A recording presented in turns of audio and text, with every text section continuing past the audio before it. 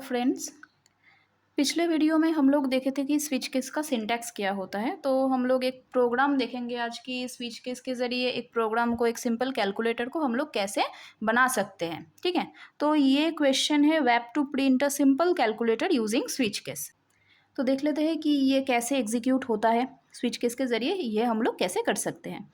तो यहाँ पे हम लोग क्या करेंगे, दोनों नंबर का एडिशन, सब्ट्रैक्शन, मल्टीप्लिकेशन, डिवीजन, ये चारों जो कैलकुलेशंस होता है, सिंपल कैलकुलेशन हम लोग इस प्रोग्राम में एग्जीक्यूट करेंगे। तो इसके लिए हम लोगों को यहाँ पे क्या लिखना पड़ेगा, पहले तो लिखना पड़ेगा import java.util.star क्लास। यहाँ पे हम लोग स्टार के जगह या फिर एस्टेरिक साइन के जगह हम लोग स्कैनर भी यूज़ कर सकते हैं। ठीक है, तो क्लास, उसके बाद क्लास नेम देना पड़ेगा calculator public static void main scanner sc equal to new scanner system dot in. हो गया। तो स्कैनर क्लास हम लोग इसलिए यूज़ कर रहे हैं क्योंकि यहाँ पे हम लोगों को इनपुट लेना पड़ेगा, इसलिए। अच्छा, तो अब जितना भी वेरिएबल्स हम लोगों को ज़रूरत पड़ेगा इस प्रोग्राम को एग्जीक्यूट करने के लिए, वो सब हम लोग यहाँ पे डिक्लेयर करेंगे।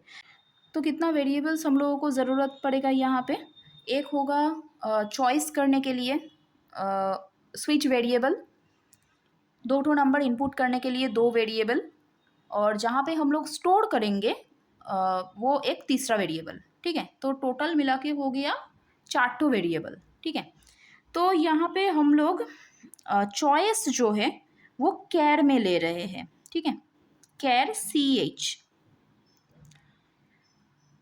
और बाकी जो नंबर्स है वो मैं डबल डेटा टाइप में डिक्लेयर करने वाली हूँ, $A, B। जहाँ पे स्टोर होगा उसके लिए एक तीसरा वेरिएबल लेना पड़ेगा, मैंने x ले ली यहाँ पे। ठीक है, अच्छा, तो यहाँ पे हम लोगों को पहले क्या करना पड़ेगा, कौन सा केस में हम लोग क्या क्या डालने वाले हैं उसका एक मेनू तैयार करना पड़ेगा। ठीक है, तो system.out.println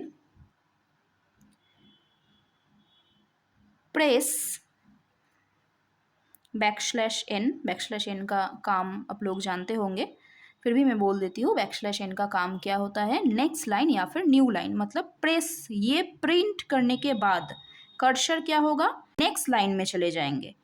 ठीक है, तो प्रेस बैकस्लैश n, उसके बाद plus for addition.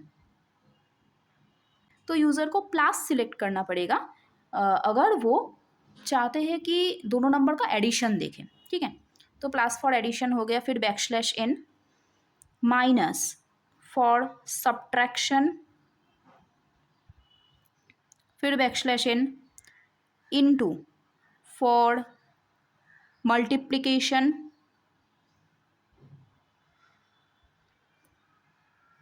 Backslash n, divide for division. ठीक है, backslash n, enter your choice.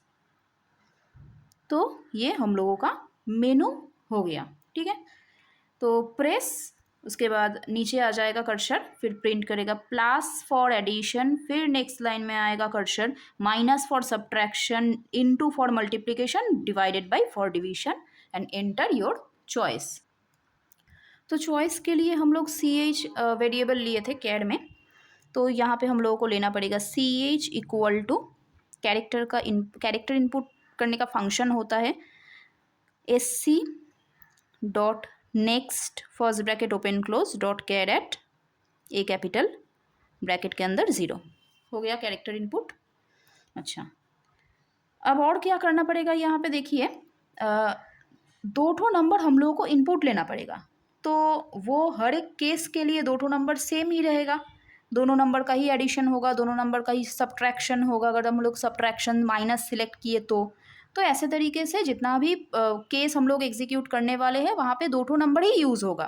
तो इसलिए मैं दो ठो नंबर यहाँ पे स्विच स्टार्ट करने से पहले ही इनपुट ले रही हूँ। ठीक है, तो system dot out dot println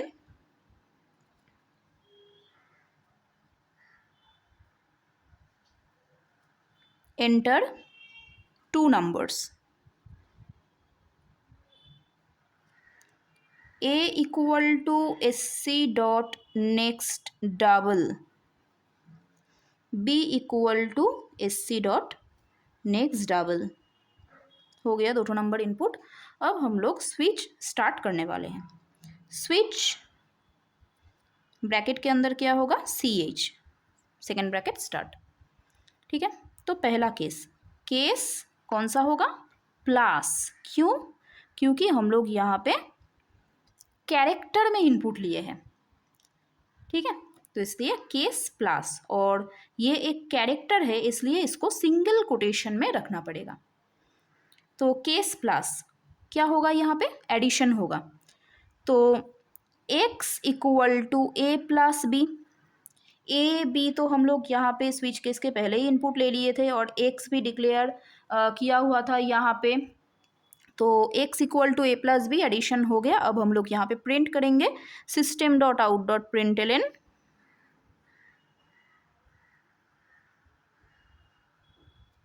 sum plus देकर x के अंदर स्टोर है इसलिए x। ठीक है, तो ये पहला जो केस था ये कंप्लीट हो चुका है, तो इसलिए हम लोग यहाँ पे देंगे ब्रेक स्टेटमेंट। हो गया। अब नेक्स्ट केस, तो देखिए केस प्लस तो हो गया था एडिशन करने के लिए। अब केस माइनस, ठीक है, सिंगल कोटेशन में डालना पड़ेगा।